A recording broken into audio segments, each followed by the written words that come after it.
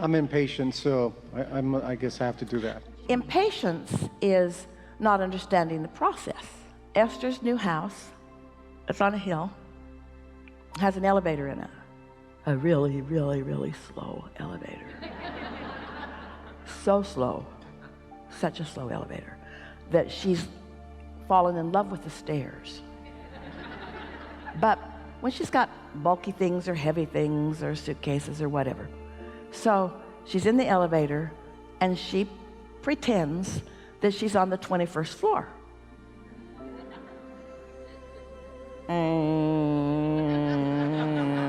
20, 19, she plays the game 18, 17, 16, and then when the door opens, she's not impatient because in her mind she came down 20 floors, not just one. You got to find ways to make yourself happy.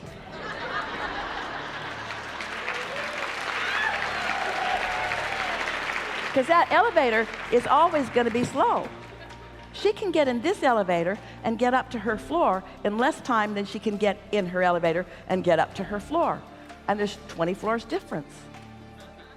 But statements like, it is what it is, and I have time to wait for the law of attraction to put all of the pieces together, and I'm certainly capable of waiting for the cooperative components together, and this is the most important thing. I am willing to take my time in calibrating myself to the precision of this answer. And if it takes a little while, so be it. This should be fun. You really don't want things to manifest instantly. You think you do, but you don't. If everything you thought was instantly manifesting, first of all, you'd have a big mess to clean up every day because you're not that good at projecting your thoughts yet. But just the number of things that you would be trying to give away. I have 75 cars. Do you want one?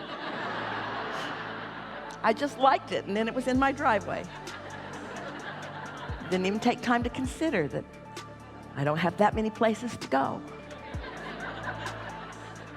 We're having fun with you, but we really want you to ask yourself, when you feel impatient, you know why you feel impatient?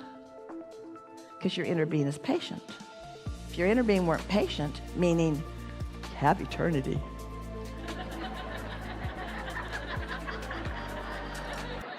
your inner being is patient because your inner being knows that it's not about time, it's about calibration. And your inner being is willing to give you as much time as it takes to calibrate. And once you start calibrating, you'll find yourself needing to be a whole lot less patient because a whole lot more things will be happening in a whole lot more productive and speedy way, you see. Patience is only something that somebody needs to learn who hasn't learned to calibrate energy. It's not going to help Esther's elevator that much, however. That elevator's not ever going to go very fast. You live in a physical world, and you're not yet just flying around in your physical bodies. You have to go to the airport, stand in line, and go through the scanner and open your suitcase and show them all the stuff you've got in there and pretend like you like them anyway. Having fun with you, but do you feel impatient? Because we're sort of poking at that. Are we making you feel impatient as we just sort of frivolously play around with this since there's nothing serious going on? There's nothing serious going on, so there's no reason for impatience. There's only reason for high speculation of really fun things to show themselves to you. Are you impatient through the eyes of others, other humans who are looking at you?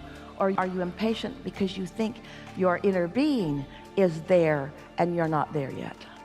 The latter. Oh.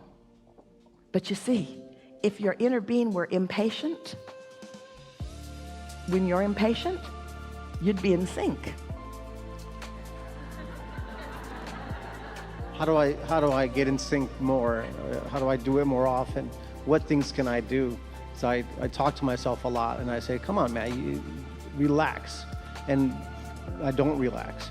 And so I say, well, you let it get too far. In other words, you don't want it to get to the place where you need to relax before you decide to relax, because that's the last time to relax. You've got to get out ahead of it. And so what would be an emotion that is ahead of needing to relax?